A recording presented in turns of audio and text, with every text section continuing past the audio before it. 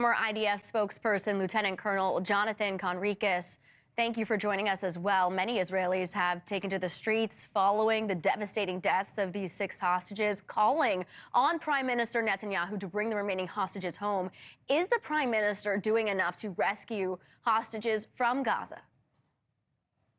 Yes, hi, thank you. Sad day for many, many Israelis and Americans, and I think people who believe in freedom and democracy.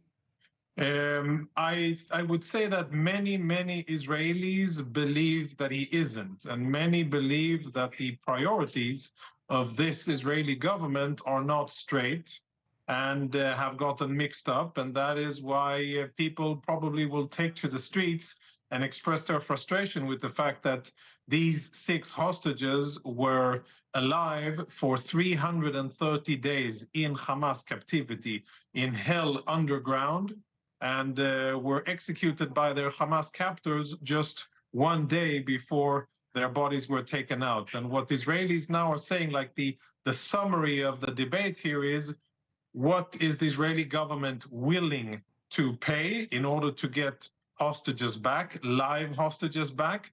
Up until now, I think that the Israeli government has not been willing to cede to Hamas's demands, and maybe as a result of the tragic and horrible events of the last 24 hours, maybe we'll see a change in that.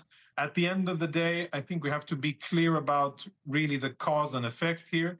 These, whereas other things could have been done by the Israeli government and specifically by the Prime Minister, at the end of the day, we are talking about a savage enemy that is using hostages, women, children, babies, and men and soldiers in the most cynical and cruel way. And we'll see how the events of today, and hopefully we won't see anything drastic and horrific in the events. I personally am a bit concerned that we will see some kind of extremist approach today, and I hope that can be avoided, and I hope that people can show their dissatisfaction with the government without it spilling over into violence or anything else. Yeah, what do you mean extremist approach? What are you worried might happen? Well, you know, the tensions, the emotions are extremely high, and I totally understand the families of hostages who are seeing this and are scared of death for the fate of their loved ones, and they will stop at nothing in order to get them home. And I think that there's a very high level of despair, and desperate people, when they feel that they are not listened to and they are not heard, maybe they make desperate moves. And I hope that can be avoided, and I hope, and I have faith that the Israeli government will listen and will heed the recommendations of the defense establishment and will listen to the families and take the necessary action. No, none of the options are good here, but take the necessary action in order to maximize the chances of getting live Israelis home from Hamas captivity. Having said that, there should be no confusion. This war cannot end with an existing Hamas and with Hamas governing the Gaza Strip. Even Vice President Harris said so in her message. Hamas cannot be allowed to govern the Gaza Strip, and this must not be the ending of the war. But I think that the Israeli government has to be more creative and find ways to get Israeli civilians back home. And the Israeli government was saying that they were on their way to rescue these hostages, and then they were killed prior to them being rescued. How do you know that they were killed then, or were they killed prior to this? How do you know that information, or that you can trust the information potentially coming from Hamas and what you're learning that's happening in the tunnels under Gaza? Yeah, none of this information is from Hamas. This is IDF information. It's based on forensic analysis of the bodies, and the fact that it was not a hot entry. It wasn't Israeli troops that stormed the tunnel. There was no firefight there because there were no Hamas terrorists there.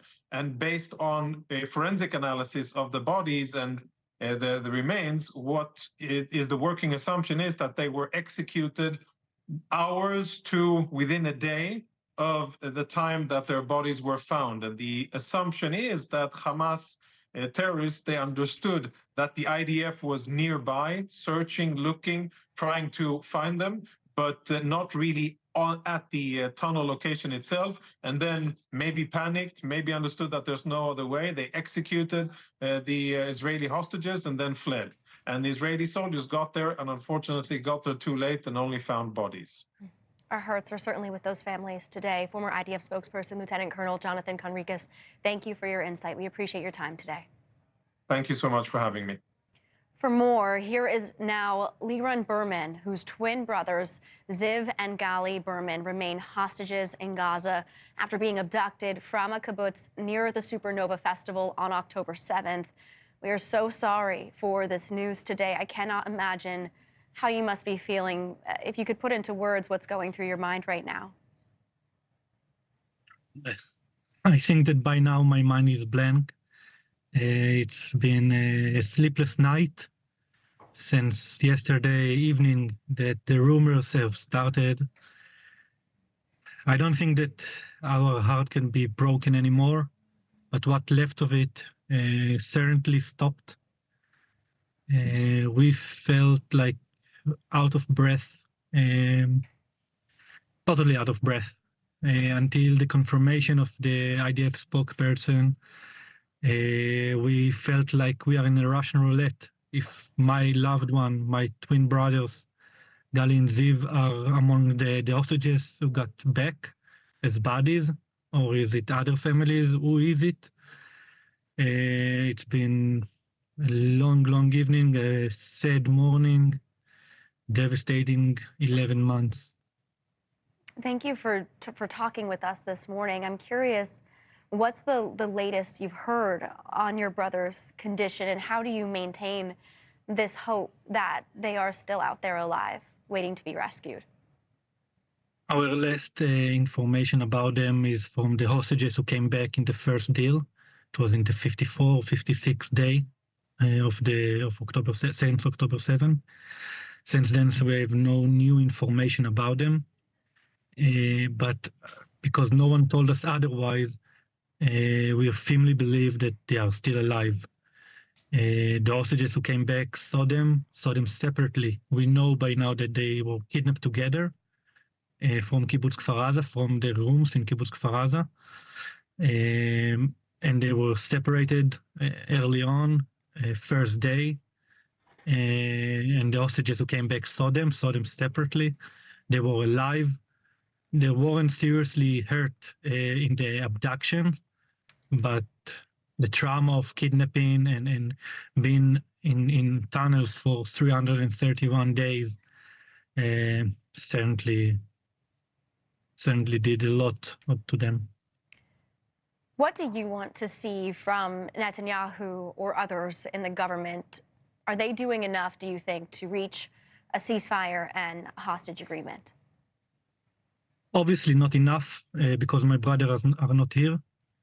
I think they're doing what they can in their limited power. I think the Israeli government has a limited power over Hamas.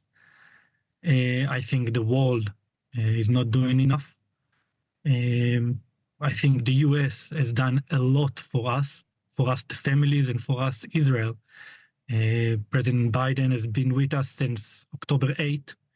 And both parties, I've been in 2 delegations in the US, and both parties were very sympathetic. It's a bipartisan conflict. Both parties support us, and we firmly feel it.